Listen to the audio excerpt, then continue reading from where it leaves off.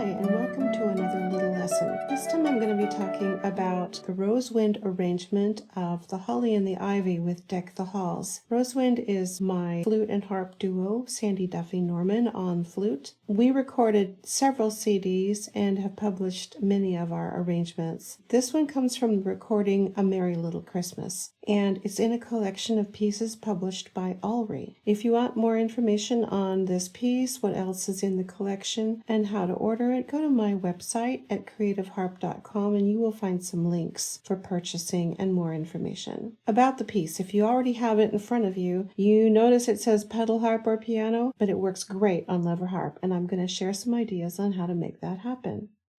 The very first thing I'm going to stress with this piece is work out the fingering in advance. Write it in if you need to, but practice it consistently because this is a very busy piece, lots of fast eighth note runs, and you don't want to be making it up every time. So work it out slowly, one hand at a time, write it down, practice it, and work out a fingering that will help you get where you need to go. Here's an example. In measure 8, you've got this figure in the right hand.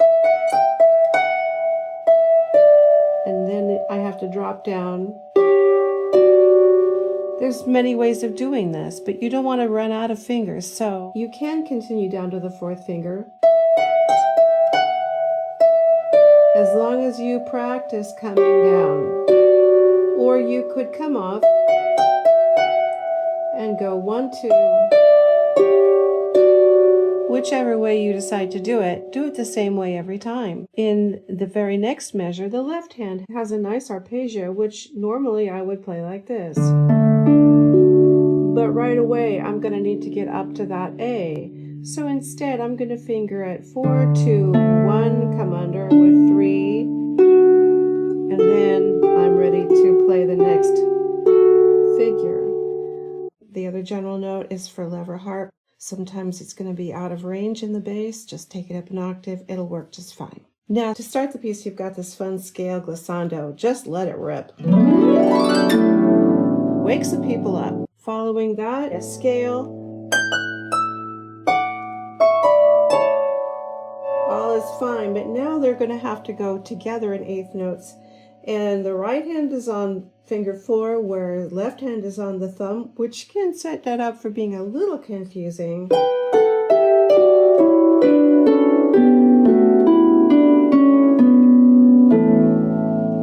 Where both hands have a descending scale, it's actually trickier than you think for your hands to play perfectly together. Here's a practice technique that I like to use. Instead of straight eighth notes, play it in a dotted 8th, 16th note pattern.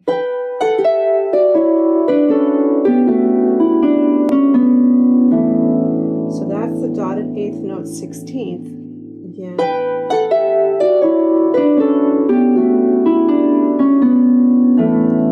Play it several times that way.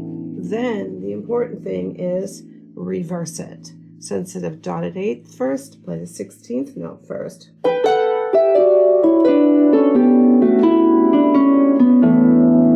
little bit trickier. After doing it several times, both ways, go back to playing it straight. I think you'll find your hands are more even and on time. In measure 18, we have more of those descending scales. Now, typically, I'm going to end up with finger 4 fairly low in a descending scale, but in this case I have to reach back to play the same scale again. So instead of placing 4th finger low, I'm going to place it higher, making it easier for my thumb.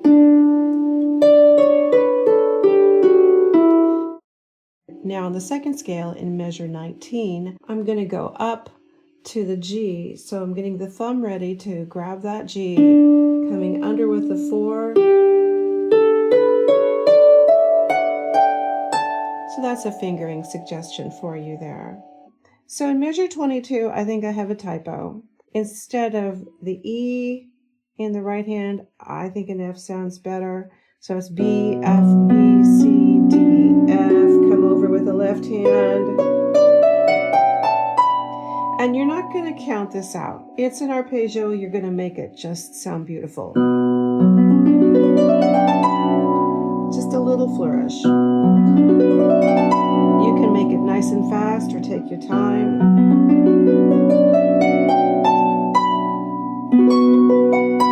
Now here we go from 4/4 to 6/8. This arpeggio being kind of fluid gives you time to pick a tempo you want. I tend to start faster than I think we're supposed to be, so I get excited and then I have to slow it down, but I think that kind of works.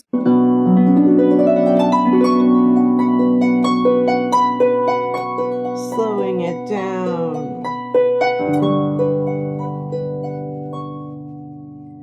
Now, if this pattern is hard on your thumb, we can change that. But first try, again, like that scale earlier, bringing the fourth finger higher so you don't have quite as much of a stretch.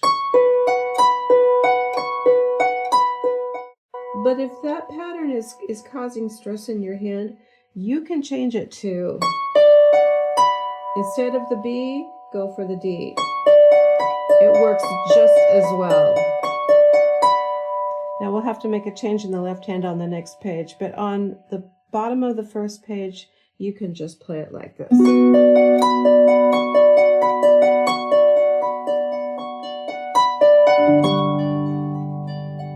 Now you have plenty of time while you're doing this to turn the page. So now you're at the top of page 2. Now at the top of page 2, if you're doing the alternate fingering, instead of a D in the left hand, you're going to go to the B. Same for the next one.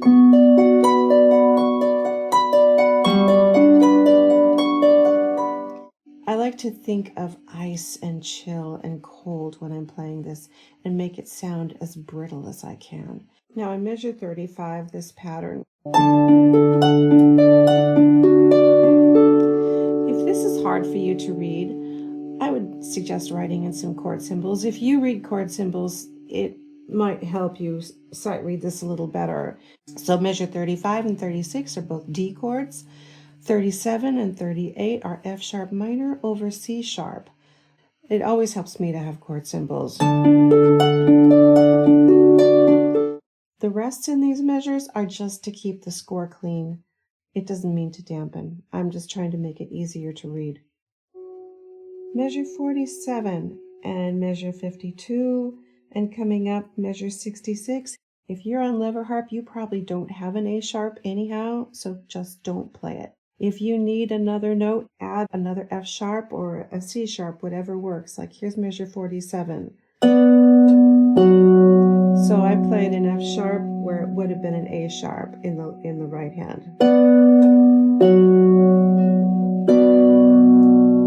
And again in measure 52, instead of playing an A sharp, which I don't have, I'm going to play a C sharp. So you're basically just playing F sharp open fifths. In measure 58, in the left hand, instead of the A sharp, play an F sharp.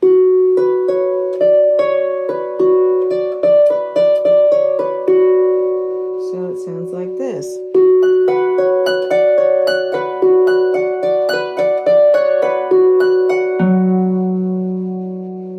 Measure 64, an alternate for the lever harp. It's basically exactly the same thing that you've already played in measure 44, only an octave lower.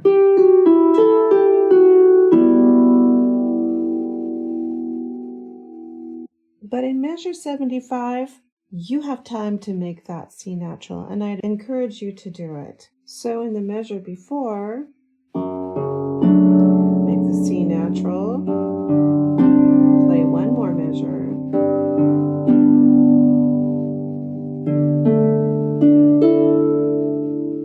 so on the top of page 3, we go from 6/8 to 4/4 to 3/4.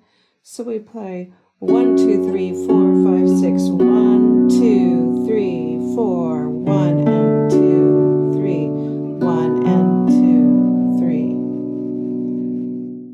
Starting at measure 77, the harp has a solo. I've written a little bit faster here. I take it to a tempo that I enjoy playing it in. I'd advise you to memorize it, and for me, I also put in chord symbols. Now the rhythm is a little bit different. 1 and 2 and 3 and 1 and 2 and 3 and... You're going to play the same figure 4 times. Maybe start soft, a little bit more, and back off.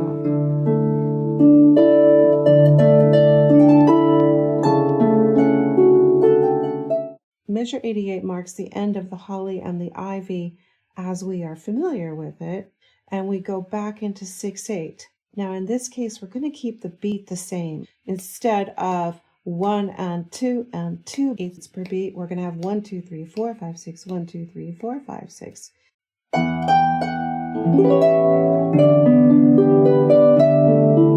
Just like that. So measure 93, 94, you're getting to the end of this little transition bridge. Turn the page now. Don't wait, because you're going to be playing this figure forever, and you won't have time with your left hand to do it at the bottom of the page. And you might think, oh no, now I have to count measures. How else do I know when it's time to go to the next figure? You're just going to learn the flute part. And that's actually safer, because if you're playing background music, as we did a lot, and the harp gets a solo, what happens right away as soon as the flutist puts her flute down for a second is someone comes and talks to her, because she's really nice and she smiles at people.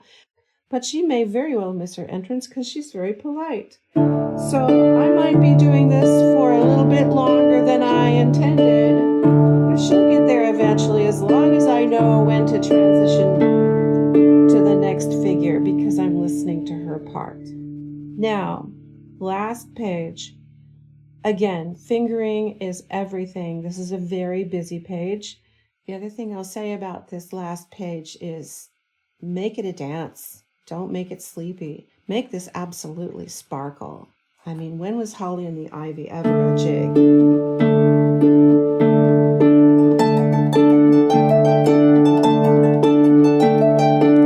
It's really fun to play. In measure 116, it's a bit of a split brain situation, you know, where you had to rub your tummy and pat your head. But it's really important for your flute player or your violin player that you keep the left hand very consistent.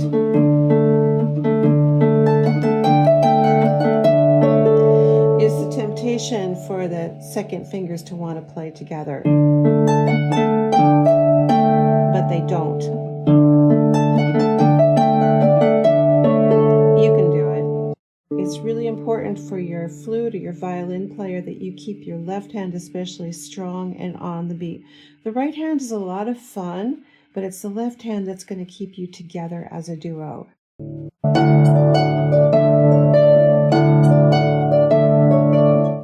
Now, starting in measure 129, we kind of deconstruct the piece, and it's not intuitive. And your flutist or violinist may get lost in the tricky counting. So you need to be prepared for that. So they may come in early or late.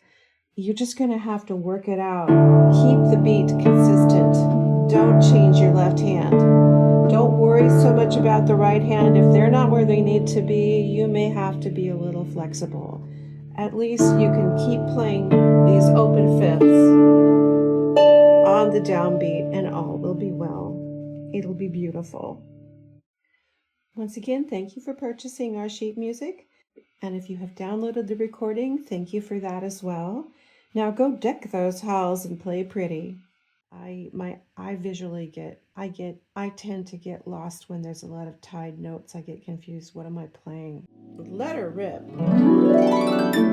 Wake up the person in the third row that's fallen asleep.